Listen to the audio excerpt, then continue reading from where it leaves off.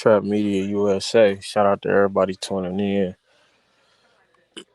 Shout out to everybody that's been supporting, man, consistently. Tony Reviews, Jalik the Leader. Make sure you go check out their channel, Southern T Boxing. My guy, make sure you go check out his channel. Shout out my guy Ghost. Shout out his fighter Oboro from Africa. We see you with the big, I think second round. No, it might have been first round, 39-second stoppage. It's a lot of great things going on in boxing right now, but today I want to talk about Cleveland's own, the future biggest star in boxing, Montana Love.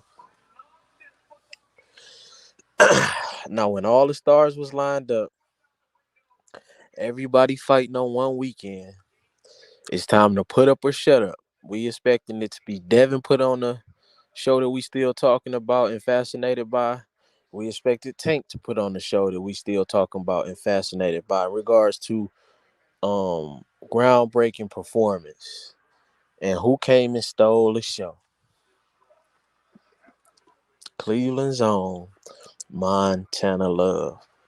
And there's only one fighter right now. If we being honest, there's only one fighter right now that can exceed Tank Star. I mean, we know Earl and Tank are kind of in that same realm, but I still feel a bit more excitement when Tank is fighting. Like you can feel the whole arena stand up, like it's seconds left in the Game 7 finals. Like it's always tense. Like you can cut it with a knife, you can cut the excitement, and we haven't really seen that since the Adrian Broner. He captivated the people. That was one of Broner's greatest traits. That he was great at. He was a great representation of a sector of the community that a lot of people love and know. And for Montana Love, this is the first Cleveland like real like when you think if you from the city, when you see Montana Love, you see the epitome of a Cleveland guy. The arrogance, the fly, the world revolves around me, the I'm the show type mentality. He embodies that. Like it's Adrian Broner on steroids because I think he's more talented and more fluent than Broner ever was. And Broner's very great.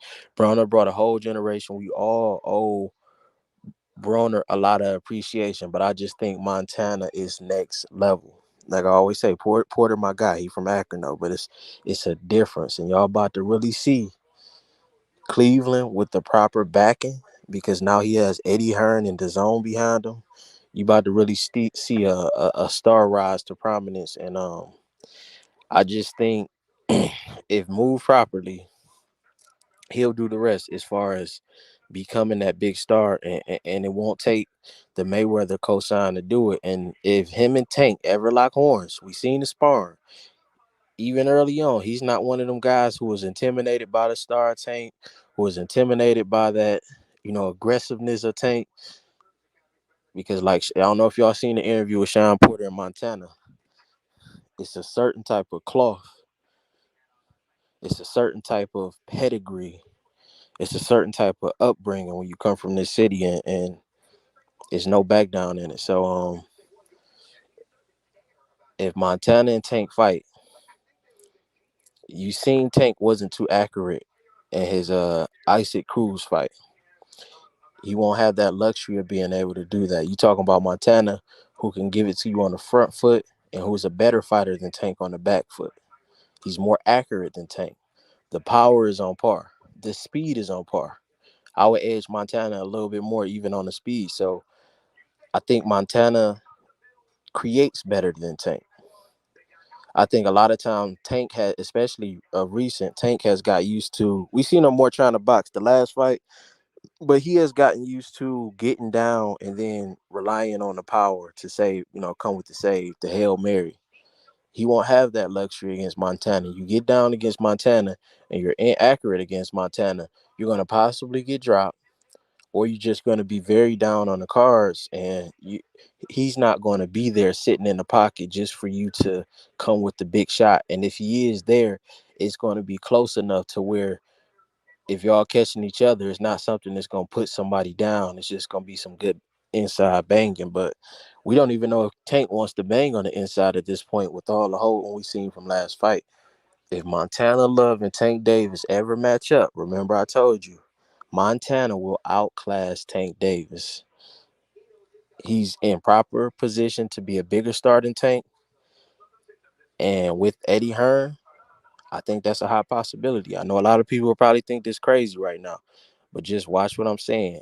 Montana embodies a Cleveland guy, and it's a certain energy that's about to come to the sport.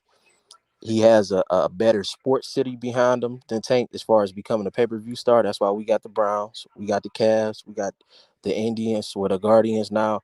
We got all type of teams. So this city is prone to supporting athletes. So I just think he's more in prime position with everything that Tank has, and he's a better talker. He's a better talker. He's a better showman. A lot of Tank aesthetic and the allure, it comes from the power, which Montana has, but it also comes from being around Floyd, the relationship with Ari. Montana can give you that without all of that extra, just doing it on his own. It's about to be kind of like the guy that's shining with the deal and the guy that's shining independent. Stay tuned. Get your popcorn. They finally really let Cleveland in the building, a real Cleveland that the city is really behind, that has been behind before he signed with Eddie Hearn. Just watch Trap Media USA.